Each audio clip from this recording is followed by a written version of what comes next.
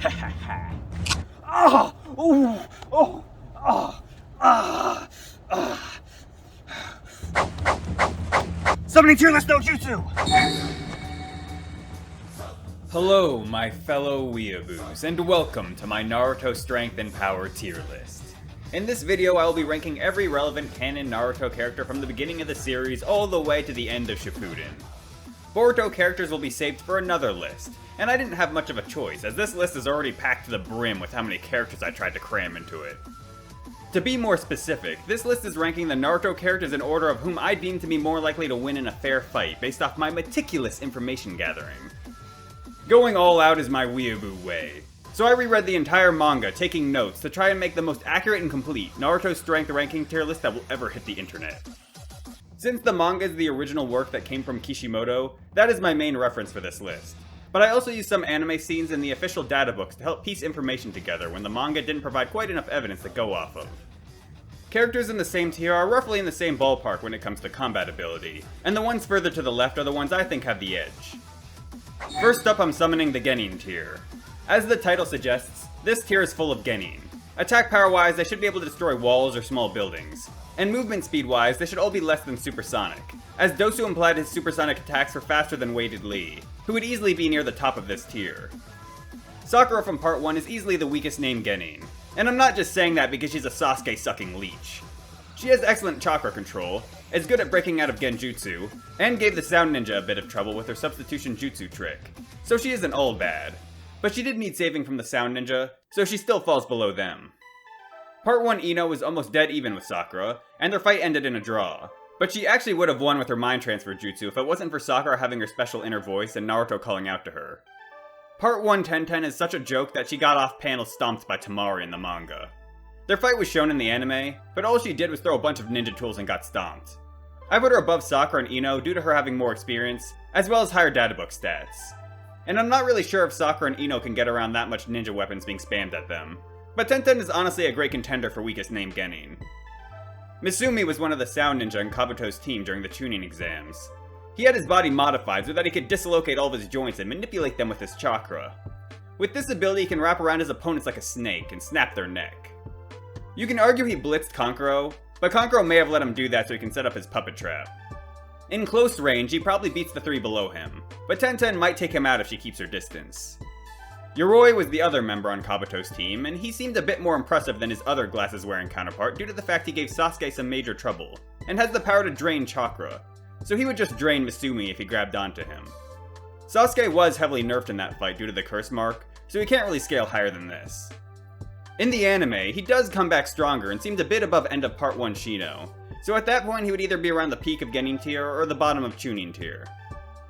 Part 1 Hinata has the Byakugan, which allows her to see all around her and even through objects, leaving her with virtually no blind spot. She also has the Gentle Fist, which is said to be the strongest taijutsu in the Leaf and can bypass an enemy's outer defense and destroy their internals via severing their chakra network. With these abilities, she should be able to defeat any of the characters below her, except maybe Tenten if she keeps her distance. It may seem like she kept up with Neji for a while, but he was likely holding back on her and was clearly unimpressed by her abilities, and actually completely blitzed her at the beginning of their fight, cutting off all her chakra points without her even realizing it. She also has the second lowest total databook stats out of anyone, though her ability of coordination stat, which I've seen translated as total or composite ability, was a 3, which is the same as Chunin Arc Shino's, Shikamaru's, and Sasuke's, which would make her high Genin tier. So if you want to use higher end scaling for her and go off that total ability ranking, and try to argue Neji was going all out on her and didn't completely blitz and stomp her, she should arguably be above Chunin Arc Kiba as he was only given a total ability of 2, and was comparable to Chunin Arc based Naruto, who was also given a total ability of 2 and was getting blitzed by Neji. Keen is the female member of the Sound Ninja trio. She throws out needles with strings attached to them so she can pull them back and penetrate her foe. She was able to land this move on Shikamaru, as well as dodge his Shadow Possession Jutsu, but she ended up losing this fight due to Shikamaru tricking her into knocking herself out. She and her teammates were fine after a surprise leaf hurricane to the face from Weighted Lee. Zaku is one of her Sound team members and one-shot her when he was possessed by Ino. He boasts the power of shooting supersonic blasts that can shatter boulders and the speed to react to curse mark Sasuke's attack, as well as blitz in front of Sakura's throwing stars to knock them back. He straight up beat Sakura, forcing her to use her mouth on a man that wasn't Sasuke, and Ino Shikacho had to step in to save her. Kiba and Akamaru during the Chunin exams were able to push Naruto to his limit, were clearly faster than him, and would have actually won if Naruto didn't fart in Kiba's face. However, Naruto was nerfed due to Orochimaru's seal on him, and Kiba took a military ration pill that doubled his chakra, so I'd personally put Naruto during that fight right above him. Choji during the Chunin exams is actually trash, having the lowest total stats of the series and getting dizzy after one human boulder. He's honestly another strong contender for the weakest named Genin. However, he improves a lot by the Sasuke retrieval arc, and even Kiba himself at the time admits he has more destructive power than him. And Choji backs this up by breaking through Jirobo's wall, which Kiba and Akamaru couldn't do even while hopped up on pills. Considering both Kiba and Choji attack by slamming themselves into their opponent, retrieval arc Choji should come out the victor over Chunin arc Kiba. The next spot represents two different rain ninja from the Chunin exams I think are worth noting. The first one is Oboro, who was the one who surprise attacked Naruto when he was going to the bathroom, and his team was also the one who ganged up on Team 7 and Kabuto right at the end of the second exam. He was able to go toe-to-toe with Sasuke and even got the edge over him at one point, though Sasuke gave him an opening when he threw a kunai to Naruto, and he wasn't using a Sharingan at that point. He was also able to create a bunch of non-tangible clones, and hide in the ground to surprise attack his enemies. Shigure, who is the one pictured in the tier list, was the elite Genin the Hidden Rain sent to increase their dignity, so he automatically scales above Oboro. He has the ability to rain down 1000 needles that can home in on their target, leaving no gaps or blind spots. They have the piercing power to penetrate 5mm thick tempered steel. Considering he's an elite Genin and Kiba seemed to admit inferiority to him, this spot seems fair. He could possibly be higher as his technique seems pretty difficult for anyone in this tier besides Temari or Zaku to counter, but he was blitzed and crushed by Gaara's sand, while Weighted Lee was able to avoid it for a bit. So characters like Dosu who could keep up with Weighted Lee should be fast enough to deal with him before he sends out his needle attack. Dosu has a powerful sound jutsu that allowed him to stomp Chunin exams Choji and mess up Weighted Lee and Kabuto. Chunin exams Shikamaru and Temari had a really close match, with Shikamaru managing to outsmart and shadow possess her. But he admitted he used up too much chakra and was out of time. At this point in the series, he doesn't really have any offensive moves, which really limits him. Shikamaru ended up being promoted to Chunin after this exam, so anyone from him up could easily be argued as low Chunin tier. And this is further corroborated by the fact that Shikamaru almost beat 8 sound Chunin at once, though he had to set them up to accomplish this. Temari goes right above him since she won their fight, and her wind attacks are powerful with a wide range, making her an extremely difficult opponent for any of these Genin to deal with. Just ask Tenten. She was able to casually block Weighted Lee and said he wasn't that fast. On the other hand, she said Shikamaru was pretty quick after he dodged her on 2 separate occasions, so that's more proof Shikamaru isn't just smart, but a capable fighter, and could arguably even beat Weighted Lee. Kankuro should be relative to his younger sister and has the exact same total stat number as her. He utilizes puppets and poison, and only a small whiff of his poison smoke bomb can end in his opponent's defeat. Shino defeated an injured Zaku by inserting his beetles into his bodily orifices, and he defeated Kankuro's puppets in the same manner.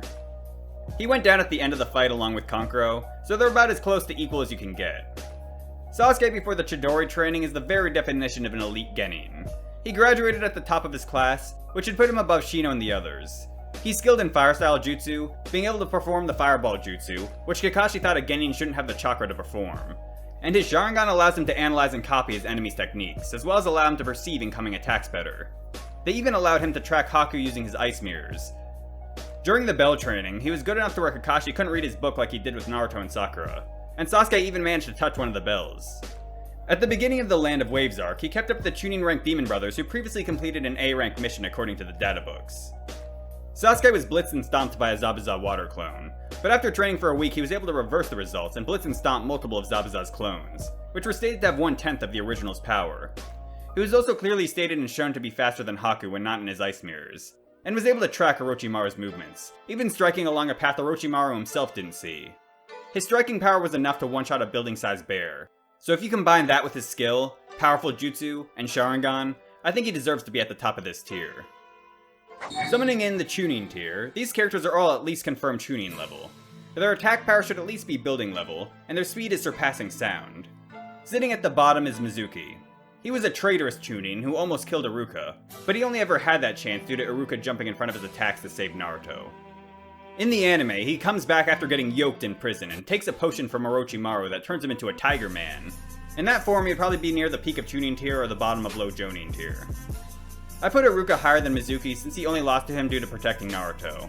His stats improved from the first to second data book, and in the anime, he's able to hold his own against the prison-hardened Mizuki. The data book gives him a total ability of 4, which is above any of the characters in the tier below.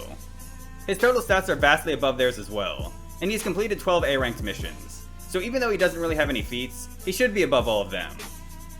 Ebisu is a special Jonin, which is basically a rank for ninja who are Jonin level in a certain skill, but not in all aspects, so they weren't given the full rank of Jonin. He implied he was better than Mizuki and wasn't afraid of Naruto's shadow clone technique, which backs this up. He has completed one A-rank mission and his total stats are above Iruka's from the first data book, but below Iruka's from the second data book, though he didn't have any stats given in the second data book for himself. In the anime, he fought back decently well against one of the Paths of Pain, which solidifies his placement above Iruka for me. This next spot represents Kiba during the Sasuke retrieval arc. Even when using his military rations to double his chakra, it was clearly below the Sound 4, even while they're in base. But with his two-headed wolf technique, his power is easily low Jonin Tier, being able to split stage 2 Sakon and Ukon from each other, and dent a Rashomon gate. The reason he's stuck in this spot is that he can only attack in that form twice, so as long as the move is countered, any of the characters above him should manage to win. Shikamaru in the retrieval arc gained the ability to suffocate his opponents with his shadows, which eliminates his weakness of not being able to directly hurt his opponents when shadow possessing them. He was able to push Tayuya to her second state, which could arguably put him above the Sound 4's Curse Mark Stage 1 state. However, he was incapacitated by base Jirobo and Kitamaru, and Tayuya was a good matchup for him since she was a long-distance fighter who had an attack pattern that could be analyzed. Part 1 Lee with his weights on would be around the top of the Genin tier, as he could beat pre-Chunin exam Sasuke, and Tenten said he could have defeated the Sound Ninja if he was serious. But when the weights come off, his speed skyrockets to the point Gaara can't keep up with him, and Choji's eyes can't even keep track of him anymore. He doesn't have enough striking power to take Gaara down in base, but with the gates he was able to damage him, and would have won if he had mastery of this power.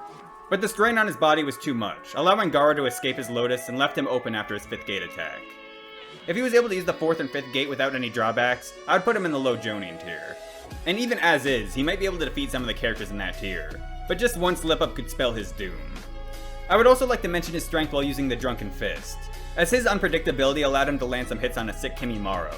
But he did no damage, needed saving from Gaara, and was directly stated to be weaker than he was during the Chunin exams. So I think overall, Lee is limited to this tier. Base Gaara during the Chunin exams is right above him due to defeating him. Even as a little kid, he stopped multiple assassination attempts against him, and killed his uncle Yashimaru, who was an Anbu and the right-hand man of the 4th Kazekage. However, Yashimaru had reasons to hold back, as it was revealed he didn't actually hate Gaara, but his total stats are still low and would place him in the Chunin range. It was stated Gaara's record of clearing the 2nd stage of the Chunin exams was beyond what any Chunin could do, so you could easily argue he's Jonin level in some regards, especially in his defense. Sasuke also said his stealth skills rivaled Kakashi's. However, his reaction speed isn't that great, as base Lee and Sasuke after his Chidori training were repeatedly blitzing him. Sasuke managed to pierce him with Chidori and forced him to transform, and that version of Sasuke was stated to be Chunin level, so overall this version of Gaara should be limited to Chunin level. After partially transforming, he's clearly above Sasuke, and would possibly even be in the low Jonin tier, but definitely below Naruto using Kurama Chakra, as he was forced to go into full Shukaku mode by him.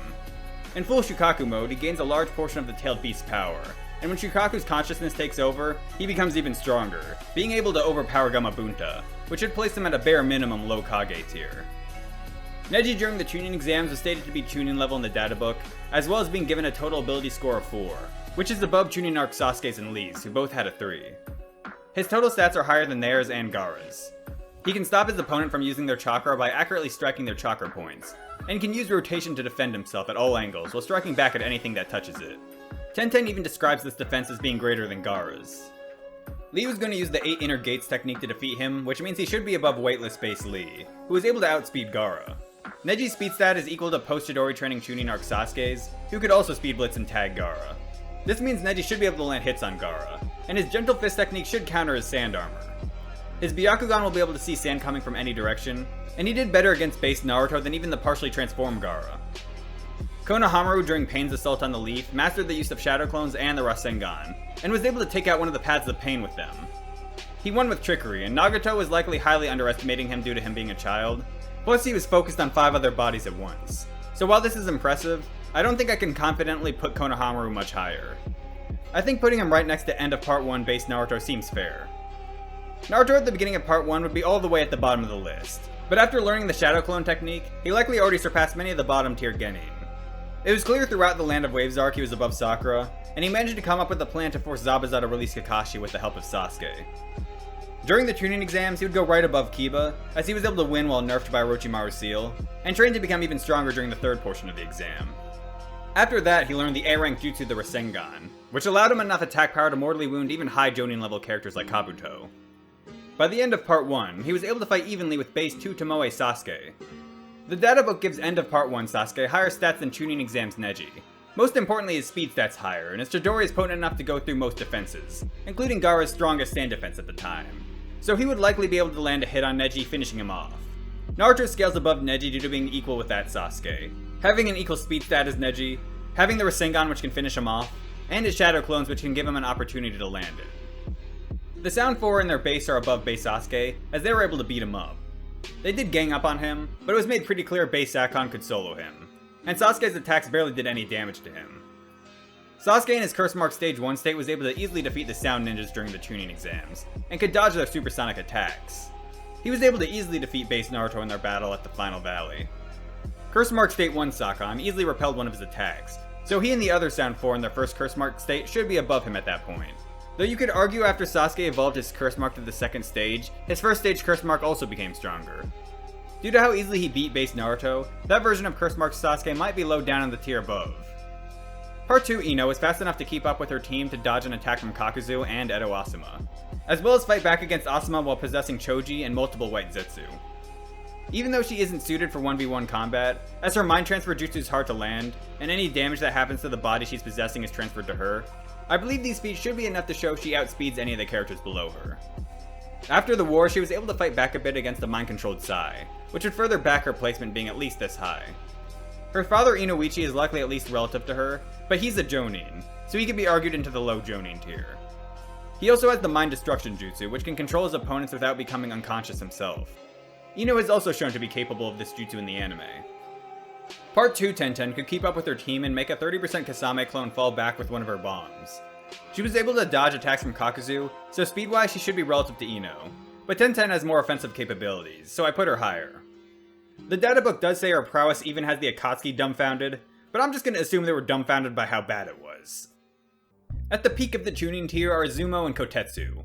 When fighting together, these two fight at a Jonin level, being able to give Kakuzu a little trouble in their first encounter, and surprise attacked and kept up with him in their second. By themselves they aren't quite as deadly, and Kotetsu got defeated by the true peak of Chunin tier, Condor the Ostrich. Summoning the low Jonin tier, this tier is for characters who just barely scrape into the Jonin level. Based off multiple feats, these characters should be able to blow away multiple city blocks, or even small towns, and they're likely at least hypersonic in speed. Some attacks in the databooks are compared to lightning, but I think when you look at the context and how many times it's said, I think it's pretty clear they're hyperboles. Hayate Gecko is the very definition of a low Jonin, with his only feat in the manga being him landing a hit on Baki before being killed. He has the lowest total stats out of any Jonin, and hasn't completed any S-rank missions, though he has completed 96 A-rank missions, which significantly dwarfs any of the characters in the Chunin tier. According to the databook, he's technically a special Jonin, so it makes sense he's on the weaker side. And as if to make fun of him, the databook calls him one of the best ninja in the Leaf. Baki does hype him up a bit, so he is at least good for his age. Yugao Uzuki is his lover and an Anbu Black Ops member. In the anime, she got the better of Edo Hayate. This spot's probably around where most of the fodder Anbu members would sit. C is a sensory ninja who has the ability to create flashbang-like jutsu to blind his opponents. He can also use medical ninjutsu. Ao is a Jonin of the Mist that has a Byakugan. He apparently fought against Shisui in the past, but we don't really know how well he did or how old Shisui was, so it doesn't really scale him anywhere. Like C, he's also a sensory type, and combining that with his Byakugan, I think he can counter C's flashbang ability. Hinoko was talented enough to be picked up by the Anbu right after she graduated the academy, and was already highly regarded by the Anbu at the age of 14. She can accurately shoot out homing chakra needles which allow her to easily defeat enemy ninja. Shikamaru was able to blitz past her, so he should be above her, and Tamaru was clearly above her as well. The next two aren't on the list, but they're from the same anime arc based on a Shikamaru novel. Ro is another member of the Anbu, but he would be weaker than Hinoko, as his ability of copying chakra signatures isn't very useful in combat. He did use it to take Choji off guard and temporarily choke him, but he was quickly overpowered. Shikamaru also got the better of him while he was brainwashed. Gengo uses his words to instill genjutsu onto others, and managed to brainwash Hinoko, Ro, and even Sai, but his only combat feat is losing to Shikamaru. Karui is a Chunin of the Cloud who studied directly under Killer Bee. She was able to fight alongside Amoe against Naruto, Sakura, and Sai, as well as defeat an unknown amount of white Zetsu with the other shinobi fighting alongside her. The databook says she has the speed of lightning, but this could easily be a hyperbole. Karin, before unlocking the full power of her sealing chains, was strong enough to keep Orochimaru's experiments in line, and constantly punched Sugetsu's head off, though it didn't really do anything to him. She's a sensory ninja with the power to heal others as well as herself, and has a strong physical constitution as an Uzumaki. In the anime, she gets the better of Suigetsu once with one of her chains, so if she uses one of those, she could easily be higher on this list. Kankuro during the Sasuke retrieval arc killed Sakon and Ukon. However, they were already fatigued and Ukon was controlling the main body, which he wasn't used to, so it's hard to scale him based off that feat. I believe he should be comparable to his younger sister, who has lower total stats than him, and she definitely belongs in this tier, so Kankuro should as well. He has also completed one S-rank mission, which backs him up being low Jonin Tier. Jirobo in his second state is 10 times stronger than his base, who is already able to lift up and throw a giant boulder, as well as temporarily trap the Leaf Ninja in his chakra siphoning Earth Jutsu. In his second state, he was able to one-shot the Yellow Pill enhanced Giant Choji. In the anime, him and the other Sound 4 were confirmed to be Jonin level, and the databooks say he and the other Sound 4 have completed one S-rank mission, which backs them up in the low Jonin Tier. He's confirmed on multiple occasions to be the weakest of the Sound 4, which is why he's below the other members of his team. Tayuya goes above him because of that. She has the power to control 3 summons that create a chakra-devouring mist. She also has Sound Genjutsu that can paralyze anyone who hears it. Usually this type of character wouldn't be that great in close range, but she was physically powerful enough to resist the Shadow Possession Jutsu even while at point-blank range, and would have killed Shikamaru if Temari didn't show up. Temari from the Sasuke retrieval arc is next, as she defeated Tayuya, and unlike with Kankuro's opponents, Tayuya's chakra was stated to have just grown right before Temari showed up. Not to mention Temari has one of the best destructive feats in part 1 with her summoning Blade Dance Jutsu, which killed Tayuya and destroyed a large portion of the forest they were in. Because of this, she has a chance of defeating some of the characters above her in this tier as long as she keeps her distance. She was also shown clearly reacting to the speed of sound when she deflected Tayuya's Sound Genjutsu. Part 2, he not only just achieved the ability to do 64 palms in the war, while Neji could do it since the Chunin exams, and her beginning of Part 2 stats are barely above his, so at the beginning of Shippuden she would arguably be right next to that version of Neji in the tier below. In the Pain arc she used the ability Twin Lion Fists, and made Pain take steps back, and in the War arc she beat back a Ten Tails clone. She also has the ability of Air Palm, but since she just achieved 64 palms and hasn't even shown the capability of rotation, I put her right below end of Part 1 Neji. Neji from the Sasuke retrieval arc defeated Kidomaru in his second state. However, his abilities specifically countered Kidomaru's, and Neji thought nobody but him could take him. He also said Kidomaru was the strongest person he ever faced, and that Naruto was the strongest he faced before him, which directly scales Kidomaru above Naruto when he used Kurama Chakra against Neji in the Chunin exams. Neji pretty much flat out admitted Kidomaru was stronger than him twice, and Kidomaru said he played too much, so that's why I put him one spot above. He has the ability to create webs strong enough to withstand 2 elephants pulling apart on them, or Naruto trying to cut them with a kunai, and they even stopped 2 elite Anbu members.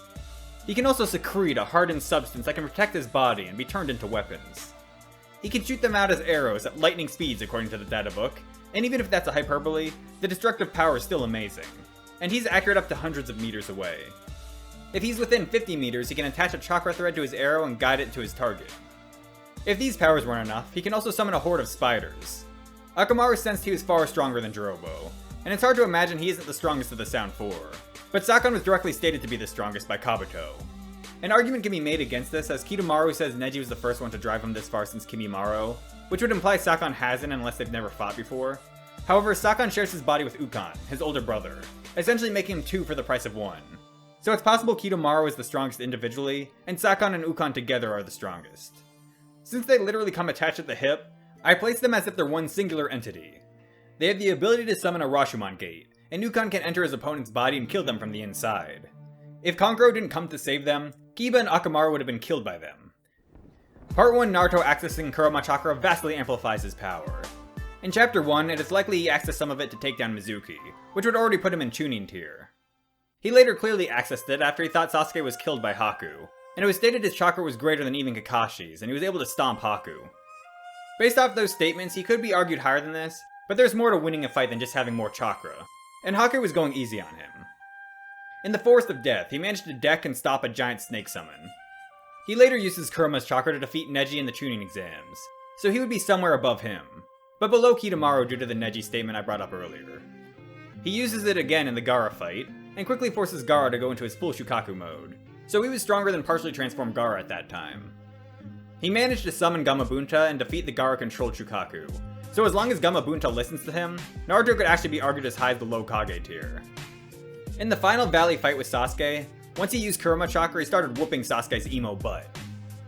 After unlocking the third Tomoe in his Sharingan, Sasuke started to be able to track Kurama enhance Naruto's speed, and was able to beat him back and force him into his one-tailed state. He might not have the raw power of Naruto accessing Kurama Chakra, but if Naruto can't tag him, that doesn't really matter. Summoning in the mid-Jonin tier, these characters are your average Jonin level fighters. They should at least have the power to destroy towns, and should be entering double-digit Mach speeds. Raido and Genma are in this tier, as even though they lost to the Sound 4, it was a 2v4, and they pushed them to their second state, and still gave them trouble. Not to mention, this was after they just finished a mission and were low on chakra, so one-on-one they should be above any of the Sound 4.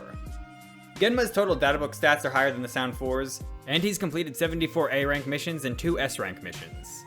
He also stopped one of their kunai by spitting his toothpick.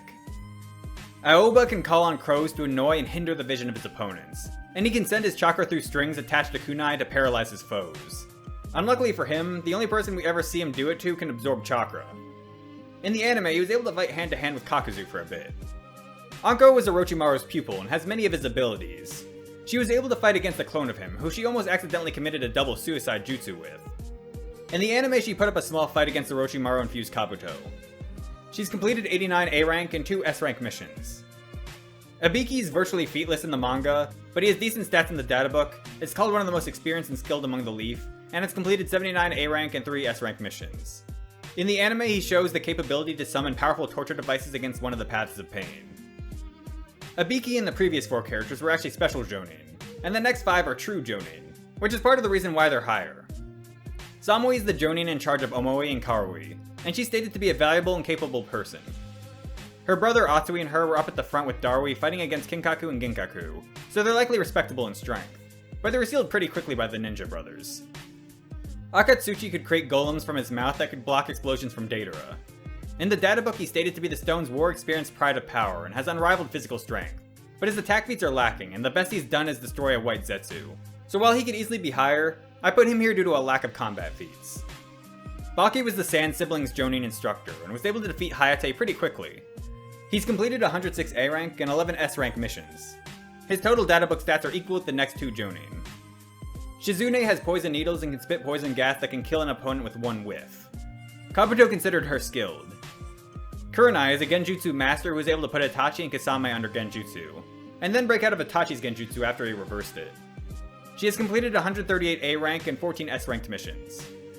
She was a newbie Jonin in Part 1, so it makes sense for her to be below the likes of Asuma and Kakashi. Part 2 Shino was able to destroy a Jubi clone, and in the anime he was able to defeat Torune with the help of a Kurama-cloaked Naruto clone. His chakra-devouring beetles are extremely useful and help them decipher Obito's Kamui ability. Part 1 Choji, after eating the green pill, was able to overpower base Jirobo, but after was overpowered by Curse Mark Stage 1, so he would be right between those forms in the Chunin Tier.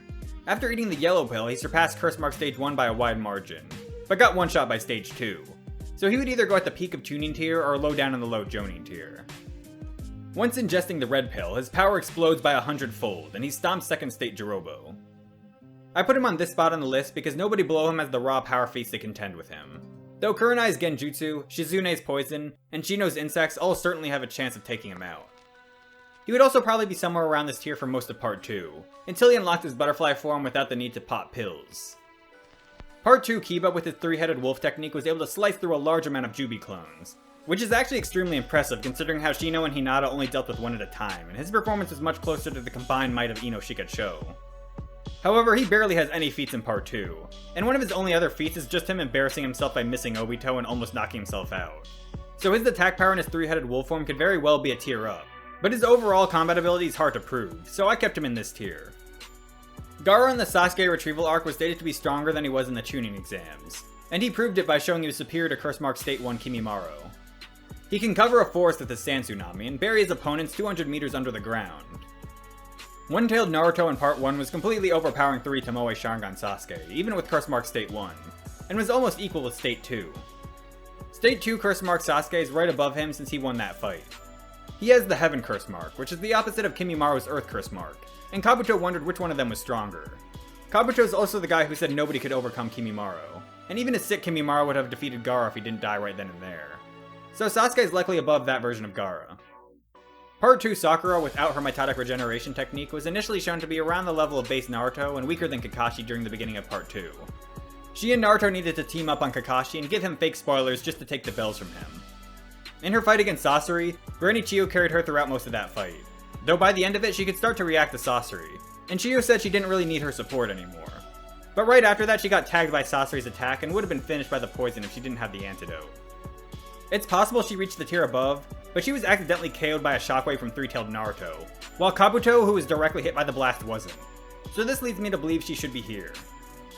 Summoning in the high Jonin Tier, these characters should all at least have the power to destroy large towns or small cities, and be comfortably in the double-digit Mach range. Fu Yamanaka is stated to be one of the top 2 best in the Foundation, with the databook saying he's the most dexterous of the Foundation, and he fought against Obito along with Tarune. As part of the Yamanaka clan, he can take over people's minds, and has a variation of this technique that uses a puppet in which he used to control Ao's body and almost got him killed. In the anime, as a kid he was able to easily out-taijutsu Tarune.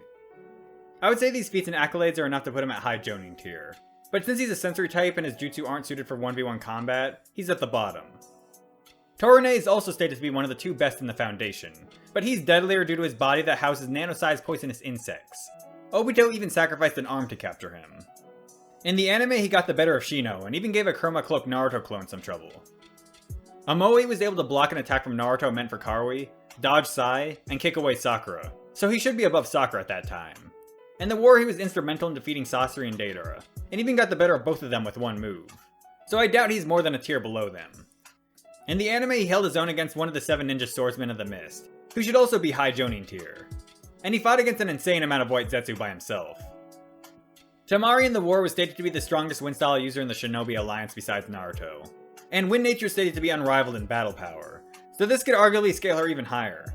However, she doesn't have many feats, with her only notable feat in the war being slightly damaging the 3rd Raikage, which is extremely impressive, but wind counters lightning, and it was a feat shared with other ninja, making it hard to scale from it. Kankuro at the beginning of Shippuden would probably be in mid-Jonin Tier, as he was defeated pretty badly by Sasori, but during the war arc with his Sasori puppet, he's easily high Jonin Tier. There's actually an argument that can be made for him being above Sasori, as Kankuro pulls Sasori by his strings and says he's the better player now. And Granny Chiyo says Kankuro's outdone Sasori. However, the counter to this is Kankuro's just hyping himself up. He pulled Sasori while he was off guard, and Chiyo was just stating he literally just outdid Sasori due to sealing him along with his team, not that he outdid him in terms of individual ability or power. Even if Kankuro was actually above Sasori in skill at this point, if Sasori has better puppets, Kankuro still doesn't scale to him. And defeating Sasori using random shinobi he isn't used to using isn't comparable to defeating him while he's using the 3rd Kazekage or his army of 100 puppets. Not to mention Edo Sasori might not have been on the same level as he was when he was alive. Though Edo Tobirama confirmed he was close to his original power, so I think most Edos can be scaled to their alive selves. Kankuro didn't even defeat Sasori by himself though, so you really can't even prove that he's above Edo Sasori using Sai's brother Shin as a puppet. He's just around the same level as him. Sai in his first encounter with Naruto called him weak.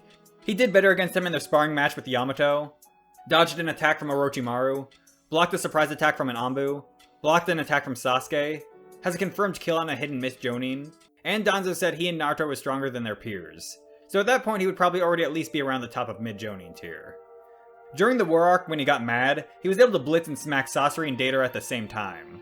His drawing power is extremely diverse as well, allowing him aerial superiority and long-range attacks that are strong enough to blow off the arm of the high Jonin level character Gari.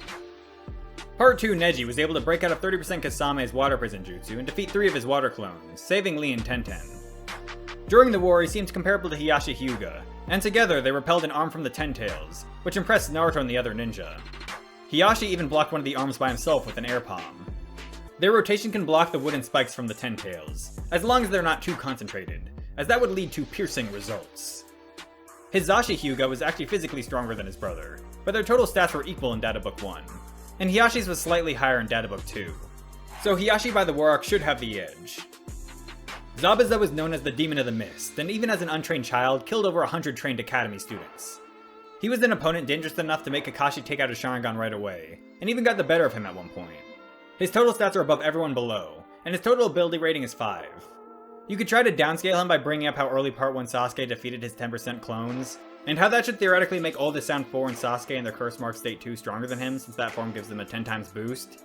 But I believe the narrative strongly suggests that Zabuza's high Jonin Tier. Suigetsu and his brother Mangetsu were both hyped up as the second coming of the demon, in reference to Zabuza. And Suigetsu had to buff up his arm to even wield the Executioner Blade that Zabuza handled with ease. When he comes back in the wars in Edo, while stated to not be at full power, Zabuza was still able to clash with the Kakashi, and was one of the deadliest characters on the battlefield due to his hidden miss jutsu and silent killing technique. The other 7 ninja swordsmen of the mist should all be in this tier as well. Haku is one of the weirdest characters to place because he has 2 very alternate ways to scale him.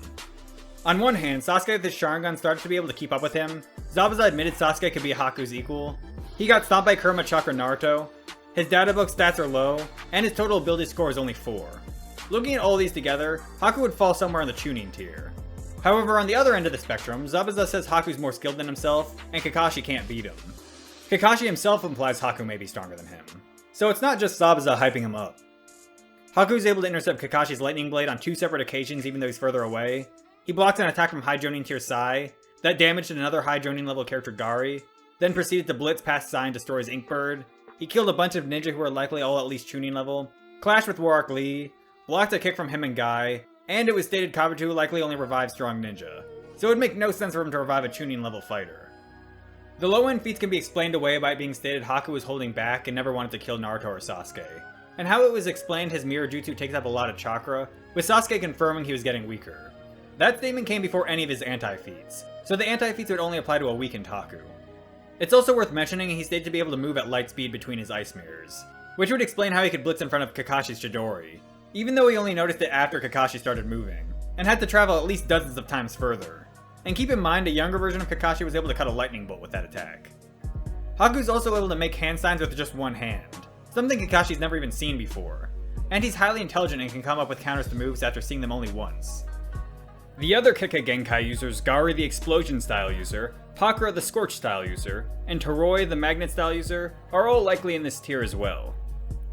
Jugo is the originator of the Curse Mark power and considered all of the other Curse Mark users besides Kimimaro inferior to him. He was strong enough to clash with Suigetsu, force Sasuke to use his Curse Mark State 2 to block him, and managed to react to and survive a strike from the 4th Raikage. Kimimaro is right above him because he was directly stated to be able to stop him, and he was able to do it without harming him, which is even more impressive. Jugo also implied heavy Sasuke may have been comparable to Kimimaro, and Kabuto stated if he had not been sick, the assassination of Hiruzen would have gone smoothly. These statements should at least put Prime Kimimaro in this tier, and his total data book stats being equal to Zabuza's also back this up. In an anime flashback, he was able to stomp all the Sound 4 at once. If it wasn't for him being sick, he clearly would have killed Retrieval Arc Gaara, and even while sick, he still managed to create a bone forest and get out from under 200 meters of earth. Sick-based Kimimaro was stomping a bunch of Kurama-enhanced Naruto clones, so he would at least be near the top of low Jonin Tier. And his Curse Mark State 1 form was even stronger than that, being able to resist Gaara's sand from crushing him with bone armor. He was forced into Curse Mark State 2 by Gaara, so Sick State 1 Kimimaro is definitely below him. In the War Arc, he fought alongside Chiyo against powerful Samurai, Mifune, and a Kurama cloaked Naruto clone, and managed to last until the Edo Tensai Jutsu was undone. Yamato was clearly above early Shippuden Naruto, Sakura, and Sai. He was able to fight back against base Sharingan heavy Sasuke while holding back, though Sasuke likely was as well. Yamato is one of the only wood style users in the series, and can basically instantly create an entire neighborhood. He can also reform massive parts of the land and create a large waterfall in barely any time at all. He was acknowledged as the top of the Yanbu Black Ops, and has completed 305 A-ranked and 35 S-ranked missions. Granny Chiyo with the aid of Sakura gave Sasori a real run for his money, and she was basically carrying Sakura the entire fight, quite literally as she used her as a puppet for a good amount of time, and had to protect her multiple times. She can wield 10 powerful puppets at once, which she used to solo a fortress in the past. She has the highest total databook stats so far, and Kankuro was unable to defeat her in the war when she was in Edo. Asuma was able to insta-stomp 9 ninjas stated to be at least Chunin level, block a strike and land a hit on Kisame, hold his own against Hidan, and fight the combined might of Ino Shikacho while summoned back as an Edo. The databooks have his total stats higher than anyone's in this tier, say none are more skilled in close combat, and that he boasts an immense power. He's completed 178 A rank and 20 S rank missions. Asuma is a member of the Guardian Shinobi 12 along with Chiriku, who had a bounty of 30 million, and was able to give Hidan and Kakuzu a tough fight in the anime. Asuma's bounty was 5 million higher, so he would likely be above him. Hidan was able to defeat Asuma in a fair fight, and Asuma only managed to cut his head off due to Shikamaru's interference.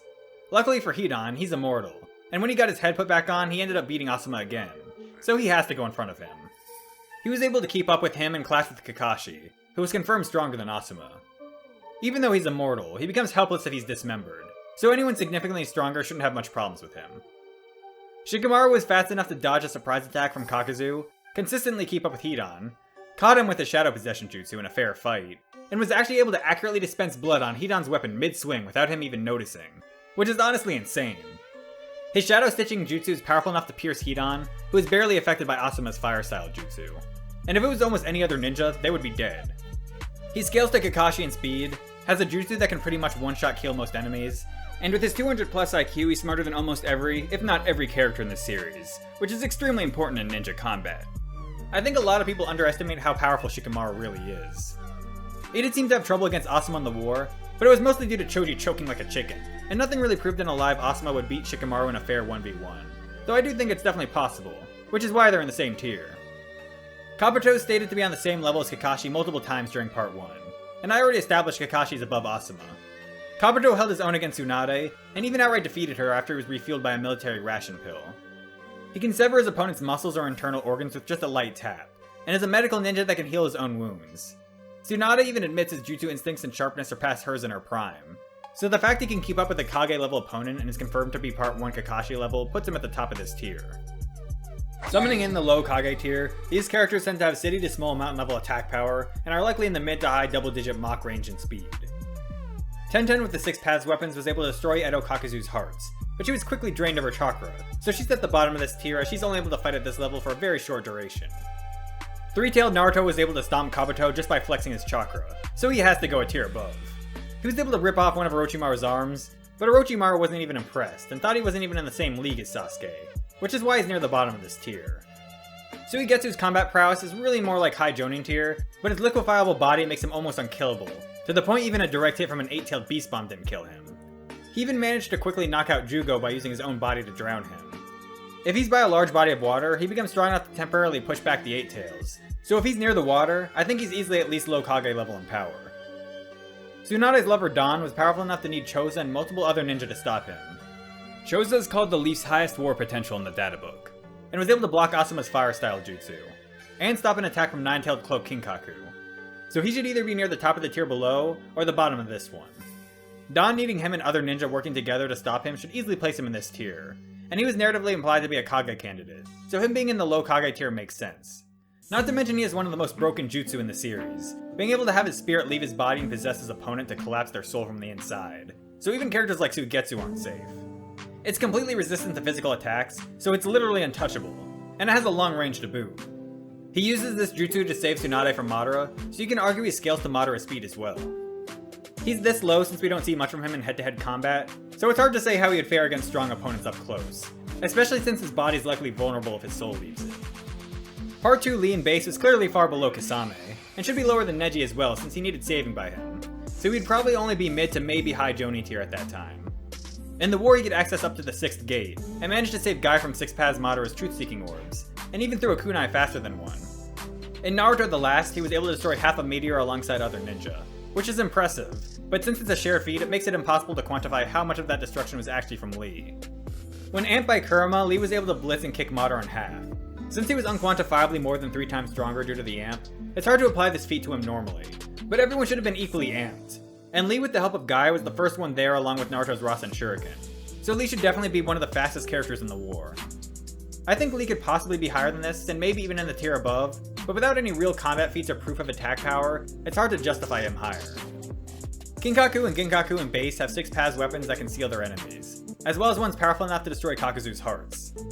They were the worst criminals in the Cloud's history and made the 4th Raikage feel the need to join the battlefield himself. Kuro Utsuchi managed to restrain Orochimaru's cell-enhanced Kabuto and force him to leave his body and run away. She helped her father Kitsuchi create a massive earth jutsu that erupted thousands of white zetsu out of the ground. She later becomes the next Tsuchikage, so it would make sense for her to be in this tier along with the other 2 future Kage who come next. Chojuro was able to blitz and chop Black Zetsu in half, impressing Zetsu with the speed of his weapon's change of shape, and the Kurama Cloak Naruto clone calls him pretty good. He was able to knock back a tired Mangekyo Sharingan Sasuke as well. Dario was shown to clearly be above base Kinkaku and Ginkaku, landing multiple decisive strikes on them. He avoided being sealed by pure luck, but it was a 2v1, so it isn't much of an anti-feat. His jutsu Laser Circus is extremely fast, being able to blitz Kinkaku and Ginkaku, and is arguably light speed, though it moving alongside with other jutsu contradicts this. During the 5 Kage Summit, he pushed back Sasuke, and defeated Suigetsu in a fair 1v1, but his lightning style is super effective against Suigetsu. Kitsuchi was the captain of the close-range battle unit in the war, and Kuretsuchi's father. He's able to make small mountain-sized slabs of earth slam into each other, crushing whatever is caught in between. He used this jutsu to restrain the Geto statue and the Ten Tails, though both broke free. He also decked Nine-Tailed Kinkaku in the face. The 4th Kazekage Rasa was strong enough to counter Gaara's sand with his gold dust, and managed to stop Shukaku's sand and subdue him in the past. Konan has completed 30 S-rank missions, and managed to take off Obito's arm with a suicide attempt. So while that's impressive, Obito said he underestimated her, and I don't really like to scale characters to their suicide attacks since they also die in the process. In the story mode of the Naruto Storm Revolution game, she managed to beat Sasori using the 3rd Kazekage puppet, which should scale her above the 3rd Kazekage, and thus Rasa. But I wouldn't truly scale her above Sasori, as that wasn't his strongest puppet. With prep time, she can actually be far higher than this, as she can create an ocean of 600 billion paper bombs, which forced Obito to use Izanagi. In the anime, she managed to put up a bit of a fight after that, but in the manga, she was instantly blitzed and put under Genjutsu. She's kind of hard stuck in this tier since she lost pretty badly to base Jiraiya. Deidara has detonating clay that can create powerful explosions that can flip Turtle Island and defeat the Three Tails. His most deadly detonating clay is a C4, which sends out countless nano-sized explosives that are inhaled by any living creature within range and blow them up from the inside. He can also make clay constructs which can fly so he can stay out of his opponent's range of attack while bombarding them with his bombs. He defeated early Shippuden Gaara, and even though Gaara had the disadvantage of protecting his village, Deidara had the disadvantage of not bringing much detonating clay, needing to capture Gaara alive, and being in a desert where Gaara is stronger. His C0 is a suicide attack that has a 10km blast radius. If he decides to kill himself with this move, he has a good chance of killing some of the characters above him. But since he dies too, I placed him where I think he gets without using that move. Sasori is above Deidara, as Deidara himself admitted this to be the case. With his Hiroko puppet, he easily defeated Part 2 Kankuro, and it was too powerful for Chio to destroy. So even with just that puppet, he would easily be high Jonin Tier. With his 3rd Kazekage puppet, he can control poison-laced iron sand, which can be morphed into different shapes to make it extremely versatile and deadly. He would have won with this puppet if Sakura didn't have the antidote to his poison. His most powerful technique is his army of 100 puppets, which he used to take down a country, and even his own body's a puppet. He would have defeated Sakura and Chio if he didn't hesitate at the last second. Kakuzu has 5 hearts, each with the power of a different chakra nature. All 5 need to be destroyed for him to be killed, which makes him extremely tough to finish off. He can combo his jutsus together to make extremely powerful attacks, and can harden his skin to increase his durability. His body's made up of strange tendrils that can launch out to attack his foes. He was beating Kakashi, Choji, and Ino at the same time, though Kakashi wasn't using his Mangekyo Sharingan. So due to this, he scales above regular Sharingan Kakashi at that time, but not Mangekyo Kakashi. I put him above the 3 Akatsuki members below him because he has a statement calling him one of the most deadly Akatsuki members, so it makes sense for him to be above at least half of them. And beating Kakashi and the others is more impressive than Deidara losing to Sasuke, Sasori losing to Chio and Sakura, or Konan getting stomped by Jiraiya. Plus, he's one of the most experienced characters in Naruto, being 91 years old, and he even survived a fight with the first Hokage. Beginning of Shippuden Sasuke up until he unlocked the Mangekyo Sharingan was vastly above Team 7, being so fast Sakura couldn't even see him, and this is Sakura after adapting to Sasori's speed. He was also stated to be too fast for Deidara, even without using his curse mark. It was implied after learning the Rasen Shuriken, Naruto would be equal with this version of Sasuke, and after his training, Naruto was able to defeat Kakuzu. Well, as long as his jutsu worked, so Sasuke should be above Kakuzu as well. After absorbing Orochimaru, he gained poison resistance, so he should at least be able to somewhat resist Sasori's poison. If his body becomes compromised, he can molt out of it like Orochimaru. He cut right through Yamato's kunai with his lightning-enhanced Kusanagi blade, states it's impossible to block, and implies it's better than Orochimaru's. He has powerful genjutsu which can battle with Itachi's, and his ocular powers can even suppress the Nine Tails. If you don't think all those reasons are enough to put him this high, his most powerful jutsu is Kirin, which strikes within 1/1000th of a second at the speed of actual lightning, making it almost impossible to dodge, and can obliterate entire mountains. Pretty much everyone below him gets fried by this move if he manages to set it up. The 5th Mizukage Mei has 2 Kekkei Genkai, Vapor Style and Lava Style, and was able to melt Sasuke's ribcage Susanoo, so I think she would probably beat Sasuke before he unlocked his Mangekyo Sharingan. Sasuke was really tired by the time Mei confronted him, and he couldn't exert his full power, so I don't think she scales to full power Mangekyo Sasuke. She was also the first to go down to Madara's Susanoo clones, and later she couldn't react to Madara's fire style jutsu in time, yet Tsunade, who was right next to her, was. Which means if Tsunade is anywhere from the distance she knocked away the fire jutsu or closer, she should be able to blitz Mei before she casts her jutsu, and Tsunade absolutely has the power to one-shot her if she lands a punch. The Raikage is even faster and should be able to one-shot Mei as well. She also couldn't beat Black Zetsu with the help of Chojuro and multiple Jonin. All of these reasons are why I left her in the low Kage tier. However, she was able to impress Madara and could shoot down good-sized meteors, so I think she deserves to be at the top of this tier. Summoning in the mid-Kage tier, these characters should at least be around mountain level in power and be in the massively hypersonic or triple-digit Mach range in speed. Black Zetsu is Kaguya's will and is able to attach himself to other characters, so his power could vary, and in Obito's body he was able to pierce even 6 paths Madara. For most of the series he uses the white Zetsu body as a base, and was able to hold off Mei, Chojuro, and a bunch of Jonin at the same time. He even managed to trip a Kurama cloaked Naruto clone.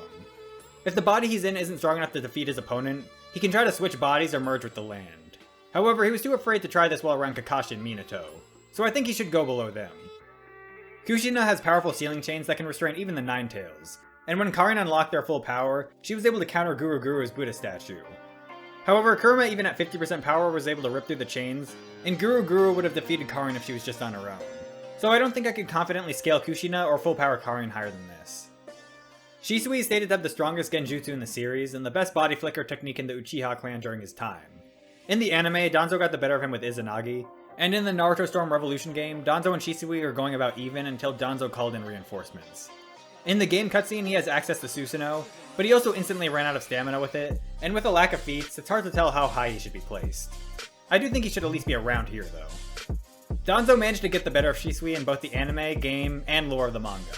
He didn't even need to resort to using up all of his eyes with Izanagi.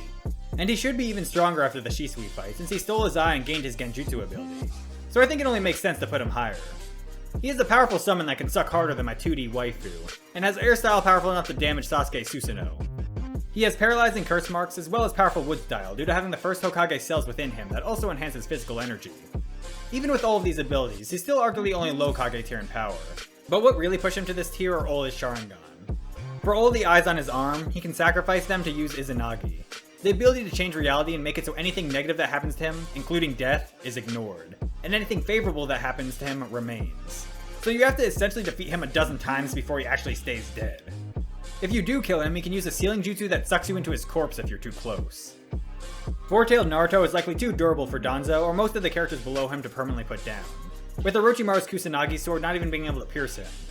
Just him powering up wiped out a huge chunk of the forest, and his beast bombs could blow down 3 of Orochimaru's Rashomon gates and could have killed Orochimaru with a direct strike. Orochimaru's body was rejecting him, and he still had his hand sealed, which is why Four-tailed Naruto is below him. But he still managed to almost kill Jiraiya, so I think he definitely deserves to be in this tier. The Edo Jinchuriki are likely around this tier as well, as they were able to give Kurama cloak Naruto and B trouble. Though it was 6-on-2, and without Obito they would have likely lost, so I don't think they're on the same tier as either of them. At least not until they go full-tailed beast mode. Kinkaku in his 9-tailed chakra form should also be right around here, as he was clearly the strongest person on the battlefield, which included Darui, Kitsuchi, and Choza, who needed the final 6 paths treasure tool and teamwork to subdue him. Kakazu, Dan, and Asuma were all on the battlefield as enemies, and were considered less of a threat.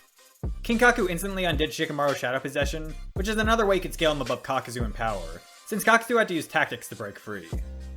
There is a character on the battlefield who I think ended up surpassing Kinkaku, and that meat-loving man is Choji.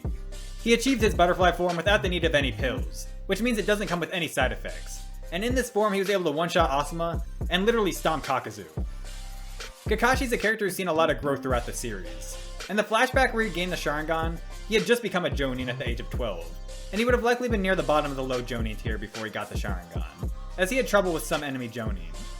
After acquiring the Sharingan, he gained the ability to properly use Chidori, managing to kill one of those Jonin in a fair 1v1, and would likely be in mid-Jonin tier at that time. Sometime after this, he manages to cut lightning with his Chidori, which gives it the nickname Lightning Blade, and his Sharingan allows him to copy any jutsu, which got him the nickname the Copy Ninja. During the beginning of part 1, he'd be at the top of the high Jonin tier, as he was clearly above Zabuza, defeating him twice, was stated to be above Asuma in the databook, and has higher total stats than anyone in that tier. During the Chunin exams, he started training again and said that he let his body get weak. And after that, he arguably started to peak into the low Kage tier, raising his stats even further, saving Asuma and Kurenai from Itachi and Kasame, countering Kasame's water jutsu with his own, and Itachi saying Kasame wouldn't get off scot-free if he sparred with Kakashi. At the beginning of part 2 with his Mangekyo Sharingan, he's definitely into the low Kage tier, and managed to take off Deidara's arm and stop his explosion. He still lacked control of Kamui at that time, and using it a few times put him out of commission. He was clearly weaker than Kakuzu, but he didn't use his Mangekyo in that fight. So if he did, things might have turned out differently, though I would still put him below Kakuzu at that time. By the time of the war arc, Kakashi basically mastered Kamui, being able to accurately use it throughout the war, though his chakra was restored and amped by Kurama a couple times. Before being amped by Kurama, he was still able to fight against the chakra cloaked Jinchuriki, even being able to cut their chakra arms off with a lightning cable. And remember, even Orochimaru wasn't able to cut through Naruto's chakra cloak with his Kusanagi sword. With Kamui, I think he could defeat anyone below him, even if they might have more raw power than him like Choji, who's just a bigger target. Danzo would probably be his worst nightmare, as Kakashi has a limited chakra pool, so he might lose against him if Danzo keeps using Izanagi. Some people might bring up how he fought evenly with Obito, but that was a ploy Obito just set up so Kakashi would destroy the control seal Madara put on his heart. Kakashi's also one of the only characters who even has a chance against Obito due to also having Kamui. At the highest, I think you could argue Wara Kakashi up a tier, but due to the fact a lot of his good feats are while he was amped by Kurama, and Obito staged his fight with him, I think this spot is more fair. Oh, and let's not forget his most powerful jutsu, the 1000 Years of Death. His father Sakamo, known as the White Fang, was stated to be stronger than the Sannin. However, it's hard to say if he's still stronger than them in their prime. His only feat's killing himself, which I suppose is impressive considering that means he killed someone above Sannin level. But in all seriousness, he should at least be in this tier, and possibly in the tier above. Hanzo was strong enough to hold off Jiraiya, Orochimaru, and Tsunade at the same time. However, that was when they were far younger. So I don't necessarily think that puts him above them in their primes. Though Jiraiya in his prime still thought it was unbelievable someone could take Hanzo down by themselves. His salamander summon can spew poison gas across the battlefield, which managed to take out Kankuro and his crew. He himself is also poisonous due to a venom sac implanted into him, which makes even his breath deadly. But this is usually a non-factor since he wears a mask, as if his own poison sac gets damaged, it's so toxic even with his resistance to it he would be left vulnerable. With the paper bomb jutsu, he injured a young Nagato while he was rescuing Konan. Mifune was able to match and surpass Hanzo in taijutsu, cutting down the man who had lost his conviction, so I put him one spot higher, though you could argue a prime Hanzo could be higher than where I placed him. The next 3 Kage are all very close to each other, and I think a fight between these 3 can go any which way, so I just listed them in the order they went down to Madara's wood clones. Gaara at the beginning of part 2 was already extremely powerful, being able to lift a copious amount of sand from the desert and give Deidara a hard time. At that point in time I believe he would be right around where I put Rasa, as I think he should be right under Deidara due to the reasons I already listed when talking about him. During the 5 Kage summit, he managed to react to and block the Raikage's attack meant for Sasuke. In the war arc he defeated his father pretty easily, with Rasa saying his stand was even stronger than when he was in full Shukaku mode, and that Gaara surpassed him long ago. Tsunade is known for her incredible strength that was confirmed to be higher than the Raikage's, and a strike from her almost killed Jiraiya in the past. Her most impressive scaling feat is breaking Madara Susanoo, and her most impressive visual feat is stabbing Gamabunta's sword into Manda's head. She's a master medical ninja, and with her power of mitotic regeneration, she can almost instantly regenerate serious wounds, which allowed her to get right back up after being hit by Madara's Yasuke beads, which required Gaara's sand and Inoki's golem to previously block. She can also summon the giant slug Katsuyu, who can spit acid and help heal her. Katsuyu is also worth mentioning, as even though she seemed like the weakest of the 3 Sannin summons, Tsunade only ever summoned a small portion of her, as it would require far too much chakra to summon her entire body. Even 2 100 healing adepts can only summon 1/10 of Katsuyu, and just that portion of her body was clearly dwarfing the mountain ranges in the same panel. So just imagine how her full size is 10 times bigger than that. At that size she should be able to dissolve mountain ranges away with her acid, and her body can split up into pieces if attacked, making her almost impossible to kill.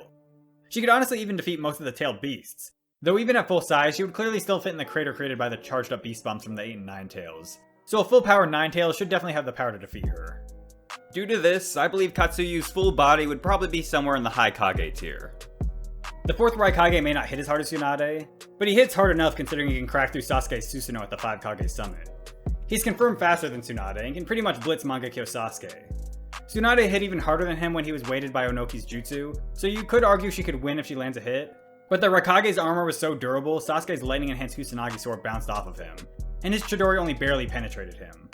Tsunade might not even be able to tag him in the first place, so he would probably either outspeed and kill her, or she will regenerate and the Raikage will eventually outlast her, as he implied she was going to run out of stamina before him, and he's also stated to have Biju level chakra.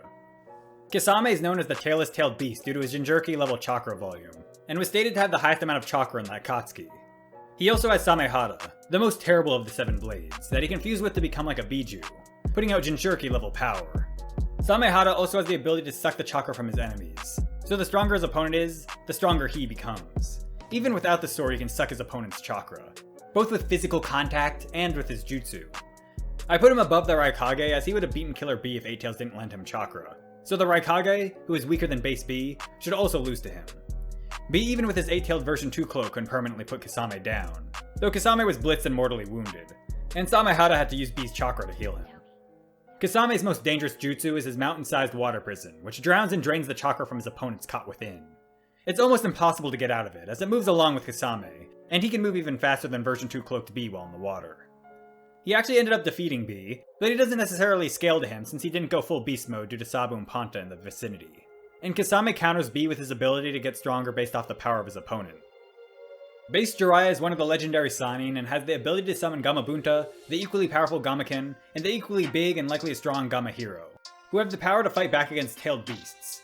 He can perform powerful combo jutsus with Gamabunta that span a wide area, and can do some without him as well. He seems pretty confident he could kill Tsunade if he had to, and Kisame didn't seem very confident about taking him on. This is backed up when Jiraiya's smaller summon Gama blocked an attack from Kisame. His Toad Mouth trap forced him to run, seemingly freaking him out when the walls were closing in on him. And when asking why they had to retreat, Kisame implied with Itachi's power they could have done something, but didn't mention his own power. And Itachi had to resort to Amaterasu to break out, which puts a huge amount of strain on his eye. Itachi even said he was forced to use it. Itachi may not have wanted to fight Jiraiya since he was a double agent, so you could question his statement when he basically said Jiraiya was about equal to him, but he would have had no reason to not break out of Jiraiya's trap without Amaterasu if he could have. Jiraiya could likely deal with Kisame's giant water prison as well, considering he can summon giant toads almost the size of it that should be good swimmers, or he could just reverse summon himself out of it or hide in his barrier jutsu. Jiraiya also has the power to turn people, including trained ninja, into frogs, so unless they have a transformation resistant feat or a princess to kiss them, I can just argue he turns anyone below him into a frog. Orochimaru is Jiraiya's rival, so it should be no surprise he's right next to him. They are of similar power, but Orochimaru is almost impossible to kill, has poison resistance, genius level intellect, and one of the most powerful jutsu there is, Edo Tensei. If he summons the right characters, he could easily be in the tier above, but the only summons we've seen him control in battle are a weakened version of the first and second Hokage, and the third Kazekage in the anime. With the third Kazekage summon, he seems pretty confident he could defeat Sasori and Dater at the same time. And with the first and second Hokage, he forced Hiruzen into using a life-sacrificing jutsu, which only managed to take Orochimaru's arms. Because of that, for most of the rest of the series, Orochimaru was weakened, but he was still able to hold his own against Tsunade, a drugged Jiraiya, and four-tailed Naruto. He can summon hordes of powerful snakes, with his most powerful being Manda, who was clearly stronger than Gamabunta and the amount of Katsuyu Tsunade could summon. Sasuke managed to defeat Orochimaru while he was on his deathbed, but it was confirmed twice he only lost due to being weakened. And technically Orochimaru kinda won that fight as the poison leaking from his cut-up body paralyzed Sasuke, and Orochimaru only lost due to trying to take over Sasuke's body. Orochimaru almost takes over Sasuke's body later, and he releases a powerful serpent jutsu that fights back against Itachi Susanoo. Orochimaru even says the strike from the Susanoo is puny and can't take the likes of him down. It did, but that was only because it was the sealing Totsuka blade, not due to the power of the strike. When he took over a white Zetsu body, he became strong enough to suppress an almost full power Edo Tobirama. However, whether you can use that to scale Orochimaru above him is questionable. In the War Arc he doesn't have many feats, but he did block a root from the God Tree and temporarily paralyze Guru with a curse mark. The third Hokage Hiruzen was able to give Orochimaru, with the help of Edo Hashirama and Tobirama, a real run for his money, even though he was weakened due to his old age. With his summoned Monkey King Enma, who can turn into a staff, he was able to push the Nine Tails out of the village and outduel Orochimaru. Orochimaru admitted if Hiruzen was 10 years younger, he might have been able to kill him. When he was brought back as an Edo during the war, he no longer had the problem of his diminished chakra due to his old age, and was powerful enough to match every single nature type from Guru with his shadow clones, which is something Mifune had no idea how to counter, even with all the ninja, including 4 of the 5 Kage who were there by his side. To be fair, they were all extremely low on chakra, but Hiruzen had the reputation for being the strongest Kage of his time. Plus he has a bunch of good feats during the war, like destroying God Tree roots that were overwhelming Biju Sage Mode Naruto that even Tobirama couldn't save him from. And while he was still tagged, he clearly partially reacted to Berserk Six Paths Obito's attack. So I think this placement for Hiruzen is extremely fair. He can even be up a tier, since him being the strongest Kage of the time would put him above Onoki, and the data book says his talent surpasses Tobirama's. Though more talent doesn't necessarily mean more powerful overall. Sasuke, after unlocking the Mangekyo Sharingan, was the first to dodge B's 8 Tails form since the Raikage, and would have beat B via Genjutsu if he wasn't a Jinchuriki. He gained the ability of Materasu, which is the black flame which burns until his target is ash, and this attack was strong enough to harm B even in his full 8 Tails form. B even said Sasuke was probably the toughest guy he ever fought, and he's fought Minato in the past, so you can make an argument for Mangekyo Sasuke being above Minato. At the 5 Kage summit, his base Sharingan state was already stated to have chakra thicker and colder than his previous curse mark second state. After activating his Mangekyo, he was about even with the 4th Raikage, but then he proceeded to power up his Susanoo even further, and the combined might of Gaara, Darui, Tamari, and Kankuro couldn't take him down. Z was telling everyone to retreat after Sasuke brought that out, and the Raikage was literally hiding behind a pillar. After the summit, he managed to kill Danzo a dozen times over, and forced Kakashi to use Kamui. His Susanoo evolves even further in those fights, so at the peak of his power, Mangekyo Sasuke definitely deserves to be at the top of this tier, but he had to progress through this tier as he mastered his new abilities. Summoning the high Kage tier, these characters have the ability to destroy large mountains to small islands, and should be in the high 3-digit to 4-digit Mach range in speed. Might Guy in base form was stated to be much faster than Part 1 Kakashi. He's at least at the peak of the high Jonin Tier, but could be argued into the bottom of low Kage Tier. With the 6th gate, he can strike so fast he can create fireballs, and was able to stomp a 30% Chakra Kasame clone, fight on par against the full power Kasame, and fight alongside Kakashi against the Edo Jinchuriki and their Tailed Beast version 2 Chakra Cloaks, so he should be somewhere in the mid Kage tier. In the 7th gate, he was able to one-shot Kasame, creating a wind blast larger than Turtle Island, knock back Madara's Susanoo, and fight back against 6-Paz Madara with War Art Gaara calling his moves inhuman, so he should definitely be in this tier. However, the strain this form puts on his body and his lack of versatility puts him at the bottom. 6-tailed Naruto gave Pain a run for his money, even overpowering his almighty push. He could probably beat 7th gate Guy since he can survive his own beast bomb and can just outlast him. Guru with Yamato inside him can use a miniature version of Hashirama's 1,000-hand Buddha statue, as well as all 5 chakra elements, which he used to hold off a large amount of the Shinobi Alliance, including 4 of the 5 Kage and Mifune. Hiruzen, Orochimaru, and Team Taka gave him trouble, but they still couldn't defeat him, and he lasted until Kaguya's defeat. His wood style should be able to suppress and overpower 6-tailed Naruto. The 3rd Raikage was strong enough to stalemate the 8 Tails, and nothing could penetrate his lightning armor but his own finger spear, including a Rasen Shuriken from a Chroma Cloak Naruto clone. He was able to fight 10,000 shinobi for 3 days and nights before going down, so his durability and stamina should give him the win over 7th gate Guy, and being equal with the full 8 Tails would likely put him above 6-tailed Naruto.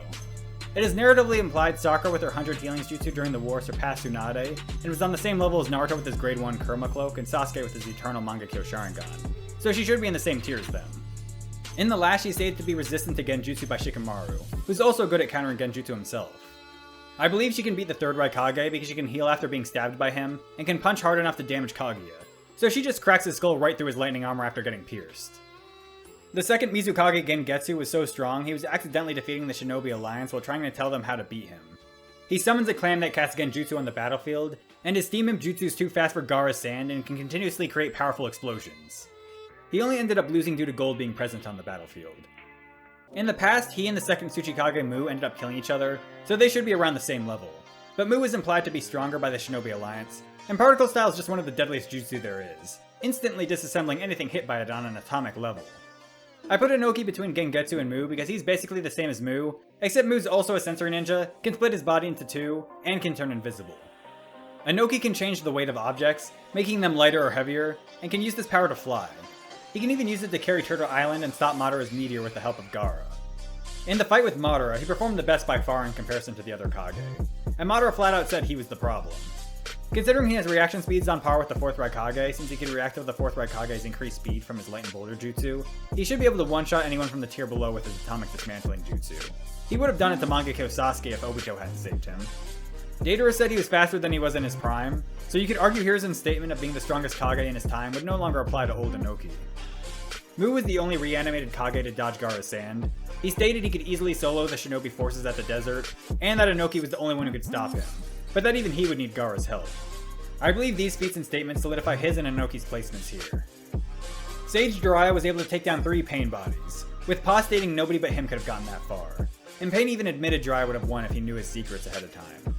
He comes with the Sage Toads Ma and Pa, who are extremely powerful in their own right, and can perform the Genjutsu Frog Song, which paralyzes their enemies and leads to easy kills. Sage Mode should give him the sensing abilities and reaction speed needed to avoid being killed by the characters below him in time to get Frog Song off and win. Sage Mode Naruto is stated to have surpassed Jiraiya, and can use the Rasen Shuriken without consequence in this form. He defeated multiple Paths of Pain, the 3rd Raikage, and could even give 50% Kurama some trouble, overpowering him with the help of his mother. It may have been implied that Sage Mode has greater reaction speed than his Kurama Cloak Mode, but his Kurama Cloak Mode should have greater movement speed since he could barely control it at first. He also said he was much more powerful than when he fought Pain while using it. Plus it doesn't have a time limit and has a far greater chakra pool, being able to send out multiple clones across the battlefields, each one easily having at least mid-Kage level power. Minato was the fastest shinobi of his time, and was so deadly he was given a flee on sight order by the other nations. His body flicker technique was faster than Tobirama's, who was the fastest ninja of his time, which would include Madara and Hashirama. If his raw speed wasn't enough, he could also teleport with the Flying Raijin technique, which allowed him to get the upper hand on the 4th Raikage and defeat Teenage Obito, who was implied to be above Pain and that only Naruto with Kurama under his control could defeat him. This should already place Minato above everyone except maybe Kurama Cloak Naruto, who is implied to be of a similar speed to Minato, has the Rasen Shuriken which was stronger than any of Minato's jutsu, and has more chakra.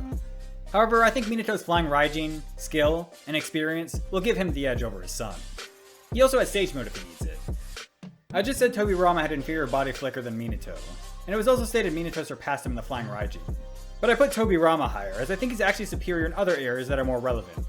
He was able to plant multiple paper bombs on Berserk 6 Paths Obito, and teleport away an attack from controlled 6 Paths Obito before Kurama Cloak Minato could.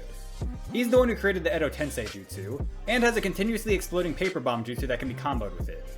Him flexing his chakra intimidated everyone in the room besides Hashirama, including Minato, Hiruzen, Orochimaru, and Sasuke with the Eternal Manga Kyo Sharingan. Minato even called Tobirama and Hashirama's flex off incredible. Tobirama is also a sensory ninja with better sensing capabilities than Hashirama, so unless you think having better sensory abilities and speed than Hashirama makes Tobirama above him, you can't just say Minato's above Tobirama for having better body flicker or teleportation. Tobirama's greater reaction speed and attack arsenal gives him the win in my opinion. Sage Mode is one thing that might push Minato above Tobirama, But even Minato himself said he wasn't very good at it. It takes him a long time to build up the chakra necessary to enter the form. He can't maintain it long, and he barely has any real combat experience with it. So Tobirama should remain above him in my humble opinion. Killer Bee even in just his base form surpassed the 4th Raikage, but since he would have lost to Kisame without 8 Tails, he would go right in between them. In his cloaked forms, he would be somewhere above Kisame, but below the 3rd Raikage, since he's even with a full powered 8 Tails. In his full 8 Tails form, as a Jinchuriki, he's even stronger than the 8 Tails alone, and should have more power than anyone below him. He also has the reaction speed to deal with Minato, so I think he should go right above him and Tobirama. Sasuke with his Eternal Mangekyo Sharingan can use all of his Mangekyo abilities without any repercussions.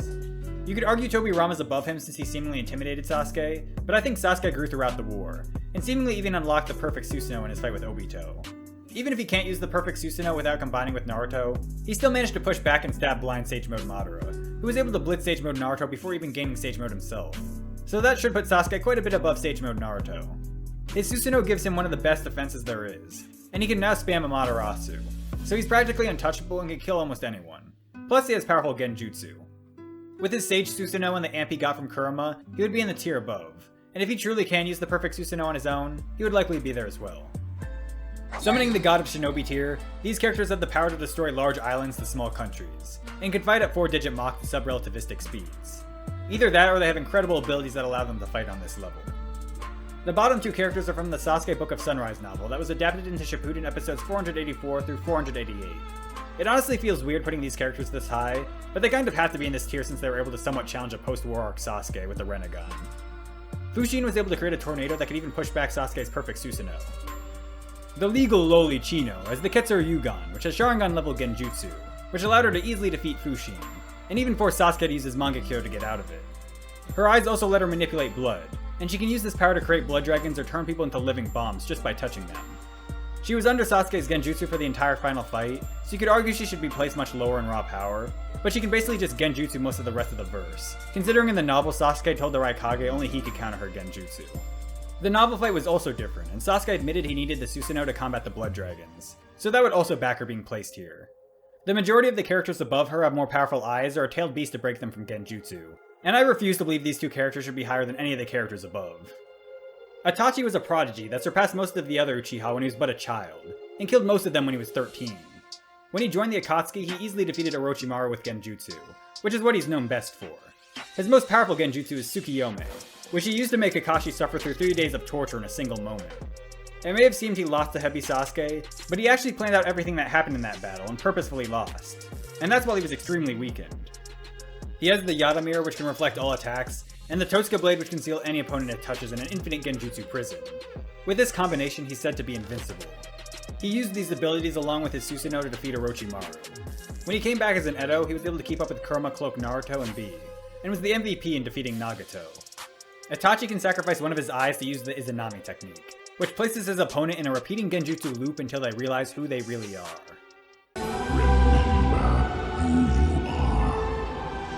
However, it's not the easiest jutsu to cast.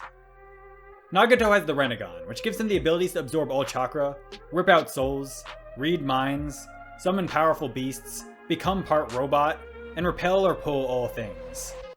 Even as a child, he could accidentally kill Chunin level ninja. As Pain, Nagato would be in the tier below, somewhere above Six-Tailed Naruto since he sealed him in his Chubaku Tensei, which ripped up an entire mountain range, and forced Naruto to grow more tails. Pain easily defeated Hanzo, and it was stated Guy would only get in Naruto's way when fighting him, so he should be above those two as well. He would probably be below Kurama Cloak Naruto, as Sage Mode Naruto could have arguably defeated Pain if he didn't have a time limit, and Naruto with his Kurama Cloak during the war was confirmed to be much stronger than he was when he fought Pain. Pain himself admitted he probably couldn't have defeated Jiraiya if he knew his secret, so you could argue him right under Sage Mode Jiraiya as well. Nagato in person was confirmed to be stronger than Pain, who was already strong enough to flatten the entire Leaf Village with his almighty push. And as an Edo, he was able to defeat Kurama Cloak Naruto and Bee at the same time. And it took those two plus Itachi firing their strongest moves to counter his planetary devastation. Kabuto took in the abilities of Orochimaru, Suigetsu, Karin, Kimimaro, and the Sound 4, as well as mastered Sage Mode, which allowed him to fight against Itachi and Eternal Mangekyo Sasuke at the same time. His White Extreme Attack is basically a super flash bomb jutsu that makes it so nobody but him can properly move or fight. He would have defeated Sasuke right there if Itachi hadn't saved him. And Itachi also had to save Sasuke from Kabuto's inorganic animation, so Kabuto should definitely be above Sasuke at that point. He also blatantly overpowered Sasuke in a jutsu clash, though he did have the type advantage. He landed multiple blows that would have been fatal for Itachi if he wasn't an Edo, and Itachi needed Sasuke's help to break out of his Genjutsu. So even though he got put under Izanami, it likely would have never come to that if it was just a 1v1 against the living Itachi. Kabuto has a bunch of summons including Manda 2, who's even bigger and stronger than the original, and could choke out Turtle Island, as well as his army of Edo Tensei, some of which are in the tier below, and Nagato is of course in this tier. So with all of his summons, Kabuto is easily in this spot. Naruto after befriending Kurama became even stronger than before. Having so much chakra he could amplify the power of the entire Shinobi Alliance by over 3 times, and protect them from the Ten Tails Cataclysm. He was powerful enough to match the power of 5 of the other tailed beasts at the same time. And Eternal Mangekyo Sharingan Sasuke was clearly jealous of his power, so he should be a tier above him. Hashirama also said he almost had as much chakra as himself, and he also managed to block a direct beast bomb from the Ten Tails, so him being in the same tier as them makes sense. He could also add on Sage Mode to this form, making him one of the only characters who even has a chance against Six-Path Obito. His father befriended the other half of Kurama he sealed inside himself when he came back as an Edo, so he should be just as strong as Naruto, and he also has the power to activate Sage Mode if he wants. His Sage Mode isn't as good as Naruto's, and he never used it with his Kurama Cloak, so you could argue Naruto should be higher. But I think Minato's teleportation ability, battle intelligence, and skill still give him the edge over his son. The 2 halves of Kurama on their own would be below them, but they would still probably be around the bottom of this tier.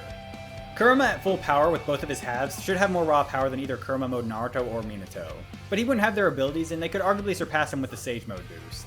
So he should either be right under or right over them, but definitely below Madara and Obito, who can control him with the Sharingan.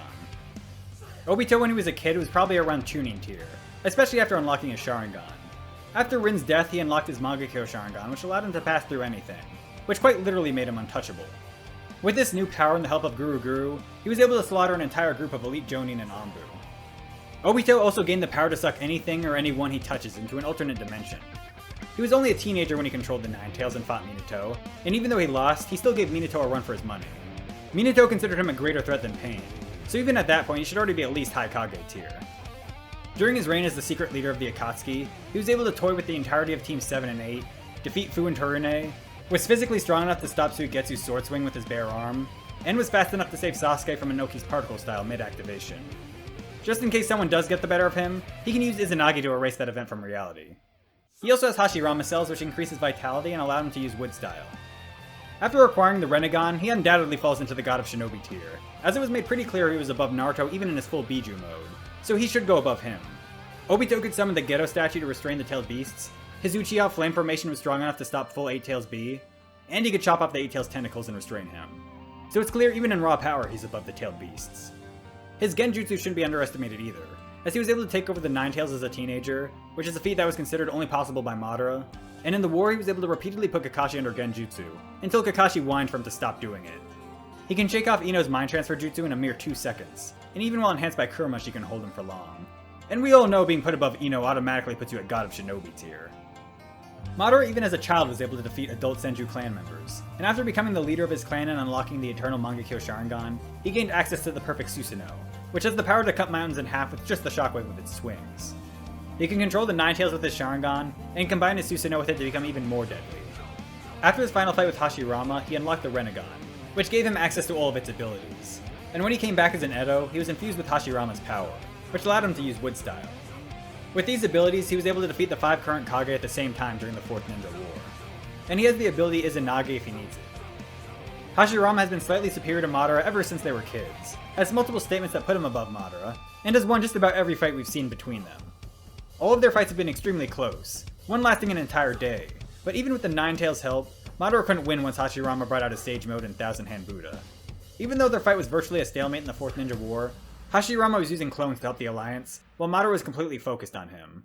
And Hashirama was still slightly more mobile than Madara, so he should still have the very slight edge over Rinnegan Madara. His healing jutsu is superior to even Tsunade's, and Madara called him the ultimate shinobi. He's confirmed to have more chakra than full-tailed beast mode Naruto, and can restrain the 10 Tails with his deity gates. The 10 Tails has the power of all the other tailed beasts combined, and is stated on multiple occasions to have the power to instantly wipe out a country, and the sheer size and destructive power of its beast bombs back this up. Its large girth doesn't slow it down either. The second form of the 10 Tails was stated to be stronger than the first, so it goes one spot higher.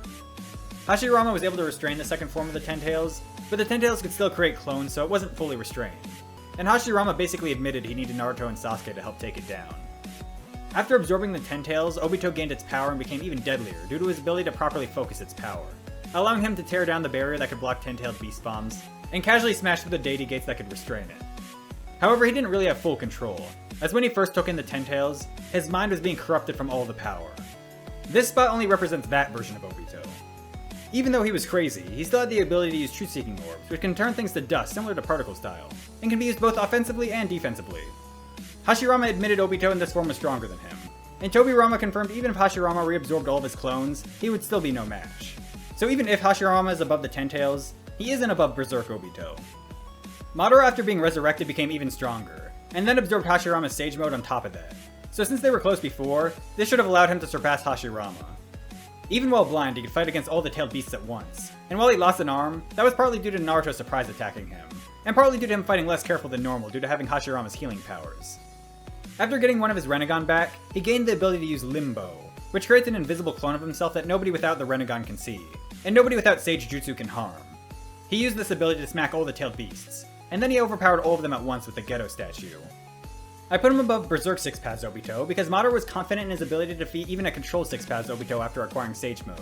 And while Obito may be stronger, Madara should be far smarter, and the power gap really shouldn't be that big since Madara was able to break out of the Deity Gates even before gaining Sage Mode. Summoning in the final tier, the 6 Paths tier. These characters are at the peak of their verse, with the power to shave away continents or even create and destroy small celestial bodies. They have incredible speed, approaching and possibly even surpassing light itself. Guy after releasing the 8th gate achieved arguably the greatest taijutsu in the verse, literally running circles around 6 Paths Madara by jumping off the air, and even the shockwaves of his strikes could damage Madara. It would take only 4 to 5 hits from just his shockwaves for things to get bad for Madara, and a direct strike smashed Madara right through his Truth-Seeking barrier, which was strong enough to withstand 10-tailed beast bombs. His strongest move is Night Guy, which he became so fast he warped space itself, and landing the move almost killed 6 Paths Madara. He's at the bottom of this tier because using the 8th gate kills him, so the best he can hope for is a stalemate. And he would have lost to the weakest version of 6 Paths Madara if he wasn't assisted by Minato, Kakashi, Gaara, and Lee. 6 Paths Obito after gaining full control became even stronger than before, and his Truth-Seeking balls became even more deadly, being able to permanently damage Edo Tensei and possibly even the soul itself. It took Biju Sage Mode Naruto, Eternal Mangekyo Sasuke, full 8-tailed Killer Bee, Kurama Cloaked Minato, and what was left of the Shinobi Alliance to finally overpower Obito and take his Biju out. Which is something they could only even do in the first place due to Naruto having some of the Biju's chakra inside of him beforehand. They might not have even been able to pull it out if it wasn't for Talk no Jutsu. Even if Madara thought he could defeat complete 6 Paths Obito, he doesn't have the feats to back it up. Maybe he could pull the tailed beast out of him with the Ghetto statue, but even a weakened Obito who had the tailed beasts ripped out of him was able to pierce 6 Paths Madara and rip out a portion of the 1 in 8 tails from him. He also took some Sage power that allowed him to react to and block Madara's Truth-Seeking Orbs. So I find it hard to believe the Obito who took the entire Shinobi Alliance and almost won would lose to any version of Madara before becoming the 10-tailed Jinchuriki. Toneri with the Tenseigan had the power to move the entire moon, as well as cut it in half. He also had Truth-Seeking Orbs and the power to fight against the post-war Naruto. He did end up losing, but Obito should also be below that version of Naruto, and Toneri has more impressive feats, so I put him higher. It's stated he has the power of Hamura, so I would assume Hamura in his prime would be somewhere around this spot as well. Sasuke, after obtaining half of the Sage of 6 Paths powers in the form of the Rinnegan, gained the ability of teleportation and the Perfect Susanoo, if he didn't already have that. With his Perfect Susanoo, he has the power to chop up massive meteors, with even their fragments dwarfing mountain ranges. 6 Paths Madara called him fast, and Sasuke was able to cut him in half, when even 6 Paths Naruto's lava-style Rasen Shuriken couldn't. He's almost on par with Naruto, so I believe he should be above Toneri, who is clearly below Naruto. The only argument to this is that Naruto was stronger when he fought Toneri. But I don't think there's much proof of this besides the fact he had the other half of Kurama. But 50% of Kurama's power shouldn't be too significant for characters at this level. So I don't think there's enough for me to put Toneri above Sasuke. Kakashi with Obito's chakra giving him 6 Paths powers in the dual Mangekyo Sharingan, gained the ability to become intangible, as well as the Perfect Susanoo, which was stated to be more awesome than Sasuke's. He also did better against Kaguya than Sasuke, so I think that justifies his higher placement. When you think about it, he's almost unbeatable if he can use both Kamui powers at the same time, as he would be able to become completely intangible while simultaneously Kamui sniping his enemies. The characters above him are the only ones who I think can handle this combo. Naruto, after gaining the power of the 6 Paths, became strong enough to tango with one-eyed 6 Paths Madara in base, and gained resistance to Truth-Seeking Orbs. His lava-style Rasen Shuriken severely damaged Madara and cut the God Tree in half. With his Kurama cloak, he was able to fight on par with 6 Paths Madara, with his Shadow clones handling even 2-eyed Madara's Limbo clones. He can make an insane amount of these clones, which he used to hold off Kaguya for a while. These clones should be able to overwhelm Kakashi in his limited chakra pool. He was able to match Kaguya's vacuum punches, overwhelm her with his boiling point punch, blitz and cut her arm off, and cause her to go unstable with his super-tailed beast Rasen Shuriken. Sasuke, on the other hand, couldn't tag her with his Perfect Susanoo, got it blown away by her vacuum punches on multiple occasions, and needed Naruto to break him out of Kaguya's grasp. Another reason I put Naruto higher is that even with the power of all the tailed beasts amping him, Sasuke still only managed to stalemate Naruto. Madara, after absorbing all the tailed beasts and becoming the 10-tailed Jinchuriki, was confirmed to be even stronger than 6 Paths Obito. He would have killed 8 Gates Guy multiple times over if he didn't have outside help, and base 6 Paths Naruto jumped him while he was recovering, so I'm not sure if he should be above him at that point or not. After absorbing the God Tree, he gained even more power, and stated himself to have become completely immortal. In this state, it was implied it would take Naruto and Sasuke together to defeat him. He then became even stronger after he gained his other Rinnegan, and basically left Naruto and Sasuke to deal with his Limbo clones and the meteors he just ripped out of the surrounding countries, as they put the entire world under the infinite Tsukiyomi. Another impressive feat is how he sent the God Tree's roots across the entire planet in an extremely quick amount of time, capturing the entire world's population. Hagoromo split his power between Naruto and Sasuke, and it was stated Madara was approaching his power, so Hagoromo should be above all 3 of them. However, that was before Madara got his other Rinnegan, and after absorbing the power of all the tailed beasts, Kurama states Sasuke's chakra manipulation was on the level of the Sage of 6 Paths. So you could argue that version of Sasuke, Ashura Mode Naruto, and Double Rinnegan 6 Paths Madara are all around Hagoromo's level. Hagoromo and his brother Hamura were able to defeat Kaguya, and they didn't have anyone like Kakashi, Obito, or Sakura helping them. So you could argue that should put their combined power above Naruto and Sasuke. Hagoromo became even stronger after the fight with Kaguya when he became the 10-tailed Jinchuriki, and has the abilities of both Naruto and Sasuke. So I don't see either one of them defeating him in his prime. Plus, this dude won't even fully die, and became a ghost that can still interact with the living world somehow. His sons Indra and Ashura in their prime should also probably be in this tier, likely around where Naruto and Sasuke are. Kaguya is the most powerful in the family, with it taking Hagoromo and Hamura working together to take her down. Hagoromo did become stronger after absorbing the 10 tails, but he should still be weaker than Kaguya, as he implied she was stronger than him on 2 occasions. She was directly stated to have far greater chakra than Madara, and she took on 6 Paths Naruto and Sasuke at the same time. She did have a little trouble with them, but after absorbing more power from the infinite Tsukiyomi, her power and speed became exponentially greater, and she was able to create an expanding Truth-Seeking Orb that would eventually swallow up the world they were in. Due to this version of her could possibly be in a tier above, as even 3 characters in this tier working together weren't enough to defeat her, and they needed the added help from Sakura to finally seal her. Sealing is also pretty much the only way to put her down, since she's immortal, and the only seal strong enough to work on her is one that traps her inside of an entire moon. We have finally come to the end of the list. I've probably put more time into this list than any person has ever put into a tier list before, and the only person who will probably ever surpass this is my future self. Though I'm not even sure if I can be considered a person anymore. I dare say I've left the realm of humanity and can only be called a weeaboo from now on. Now I will use my infinite Tsukiyomi to make you all subscribe to my channel and enter the bliss of watching all my videos on repeat for the rest of time. Ah, yes. Could there be a more perfect world?